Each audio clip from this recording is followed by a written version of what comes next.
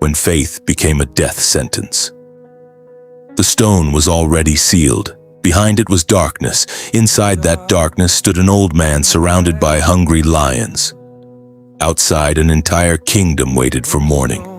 And somewhere inside the royal palace, King Darius sat awake, unable to eat, unable to sleep, and unable to escape the thought that he had condemned the most faithful man in his kingdom to death. But there was one thing the king did not know. Daniel was not alone in the darkness.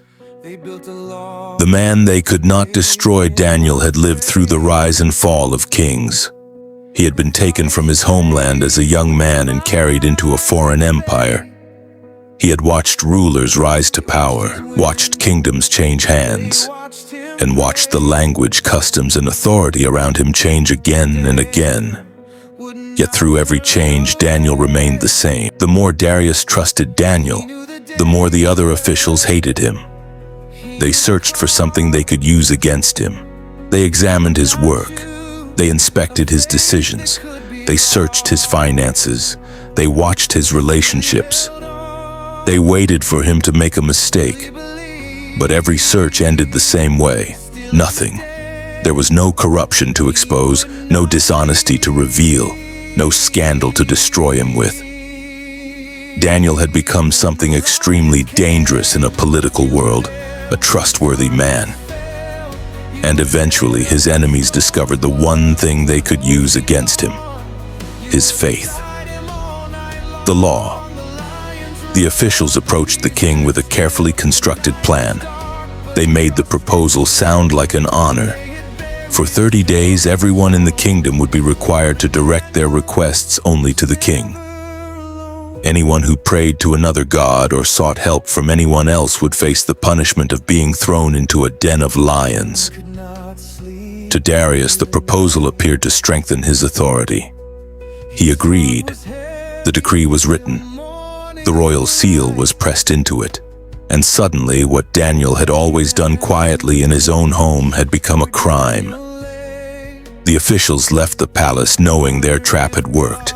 They only needed Daniel to do one thing: continue being Daniel. The window. When Daniel heard about the decree, he understood immediately what it meant. He knew exactly who had created it. He knew exactly what they wanted. He also knew the consequences of disobeying it. There was no misunderstanding, no confusion, no accident.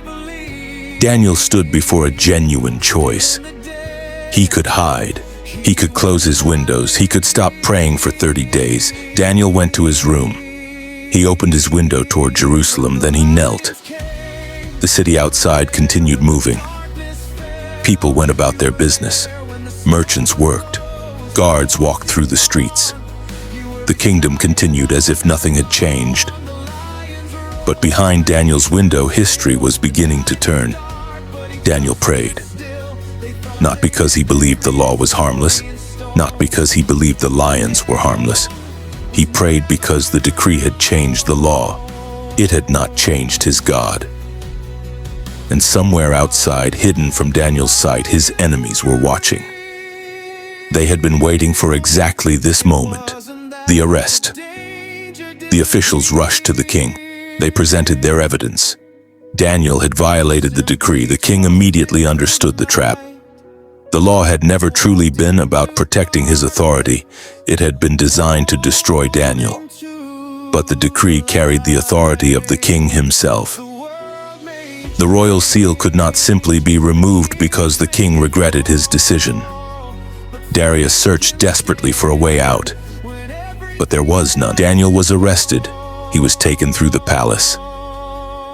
People watched as the respected administrator was led away. There was no escape. No army came. No miracle stopped the guards. No convenient loophole appeared. Daniel was taken toward the lion's den. And with every step, the darkness became closer. Night had fallen. Torches burned along the stone walls. The lions waited below. Their movements could be heard before they could be clearly seen. Daniel stood at the entrance. For years he had trusted God in situations he could control. Now he was entering a place where he controlled nothing. The guards lowered him into the den. The darkness swallowed him. Then the stone was rolled across the entrance. The seal of the king was placed over it, and Daniel disappeared from the kingdom. To everyone outside, it looked like the end. The enemies had won. The king had failed. The law had prevailed. And Daniel was trapped in a place from which no human being was expected to return. But the story was not over. Inside the den, Daniel could hear the lions moving. Their breathing filled the darkness. Their footsteps echoed against the stone. Their eyes reflected the faint light from above. Daniel knew exactly where he was. He knew what surrounded him. He knew what could happen. One came close, then another. The tension seemed unbearable. But something had changed. The animals that should have attacked him remained still. The mouths that could have destroyed him were restrained. Outside the den, Darius experienced a different kind of night. He returned to the palace. But the palace offered him no peace. The first light appeared over the kingdom, and the king rose immediately. He ran toward the den. The stone was still sealed. The royal mark remained untouched. The guards rolled the stone away. Darius looked into the darkness. For a moment, there was nothing. No movement, no answer, no sign of life. Then came the sound that changed everything. Daniel was alive. The king could hardly believe what he was seeing. Daniel stood inside the den. The lions were still there, but Daniel was unharmed. The man who had entered the den during the night walked out of it in the morning. Not because the danger had never existed. The danger had been real. The lions had been real. The decree had been real. The conspiracy had been real. But so was the God Daniel trusted. Daniel's enemies had believed they were creating the end of his story. Instead, they had created the greatest testimony of his life. The same den meant to destroy him became the place where God's power was revealed. The same law designed to silence his faith became the reason an entire kingdom witnessed it. Daniel had not won because he was powerful. He had not won because he had manipulated the system.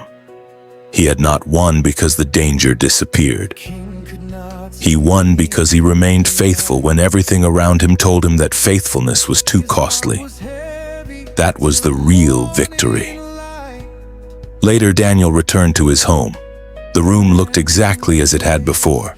The window was still open, the city outside was still moving, the world had changed. But Daniel had not. He knelt once again. The same man who had prayed before entering the lion's den was now praying after coming out of it. And that image tells the entire story. Daniel's faith had not depended on the outcome.